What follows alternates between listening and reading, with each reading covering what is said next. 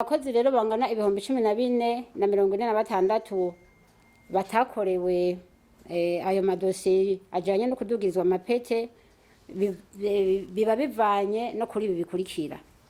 Bwa mbere haribonekeza abakozi bashasha baronse ubuzi muri iyi myaka guhera mu 2016 gushika muri uwo mwaka turimwo. Bisigura yuko hariho mbere bashasha baronse akazi nko mu mwaka uheze, numva yuko batararonswa amanota ajanye n'ingene bashobora kuba barakoze muri uwo mwaka uheze. Ico gitigirire naco kirimwo muri aba ibihumbi 14. Bwa kabiri hariho abakozi usanga barahawe amanota y'ingene bakoze mu mwaka bimwe twitwa bulletin de notation, ariko izo mpapuro ntizidushikire ngaha. Nabo rero kubera tutaba tubona ico dufatirako, nabo nyene ntibaharuriwe. Bwa gatatu haribonekeza abakozi basavye yuko twobahemba dufatiye ku mpamyabushobozi nshasha bashobora kuba bazanye itandukanye n'impamyabushobozi baba batanze igihe baronka akazi. Notanga nk'akarorero nk'umukozi aba afise impamyabushobozi yayindi ituma umukozi ashobora gukora mu biro, bamwe bakira abantu, bamwe twita abasekreteri, ariko yiga akazana impamyabushobozi imutuma ashobora kuba umuhanuzi mu bushikiranganje. Aho rero bisigura yuko mu gukora amadosiye imashini ibona yuko amapete yiwe atagiye araduzwa kw'iyo mpamyabushobozi nshasha yazanye.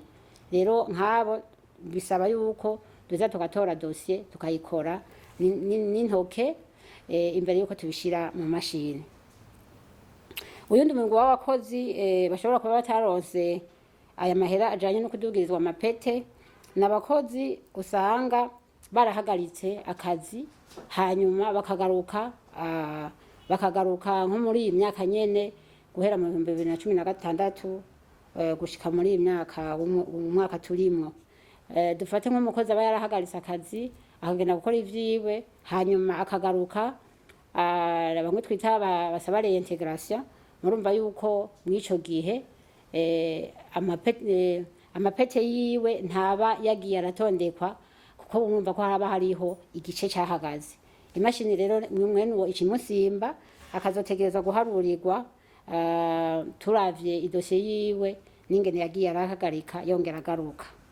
Ubundi muco w'abakozi bataharuriwe mu kudugirizwa amapete, n'abakozi bagiye barava mu bushikiranganje ubu bagenda mu bushikiranganje ubundi. Notanga nk'akarorero nk'umukozi wa leta yohora ari umwarimu hama bakamugena mu mabanga yo kuba musitanteri canke baba conseil technique bo mu makomine. Nk'abo murumva nabo nyene baba bagiye barahindagura mu buzi, nabo nyene imashini iraheza ikabanza ikabangira, bigasaba yuko turaba muri dosiye yiwe. Ubundi muce wa nyuma w'abakozi bataharuriwe co kimwe n'abandi muri aya mahera duheruka gutanga y'abakozi kugira ngo turenganure amapete yabo, n'abakozi bagiye bakukurutse muri iyi myaka nyene twavuze. Dufate nk'umukozi yakukurutse mu mwaka w'ibihumbi 2016 canke wakukurutse mu mwaka w'ibihumbi 2020, murumva uwo imashini ntimuzi. Bica bisaba rero yuko tutegerezwa kurandira amadosiye yabo tugaheza tukabaharurira. Nico kimwe n'abakozi bahagaritse bashobora kuba baragiye bagasaba ko bogenda kwikorera ivyabo, bimwe twita mise en disponibilité. Muri iyi myaka nyene turimwo nabo imashini nabo nyene ntiheza ngo bamenye, ari naco gituma tuzoheza tukabaraba, kuko liste yabo bose mujije kuvuga turayifise, tuzoheza dukora amadosiye yabo mugabo turavye umwe wese idosiye yiwe. Ari naco gituma ubushikiranganje busavye ibi bikurikira.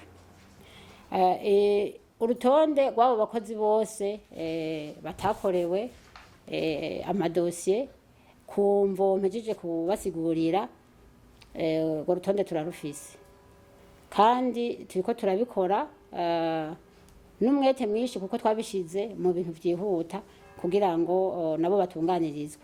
Tugasaba rero yuko batorinda kuza barandika makete canke bava ku kazi baza ngaha mu bushikiranganje bw'abakozi n'akazi baje gusaba kurenganurwa, kuko murumva yuko biriko birakorwa.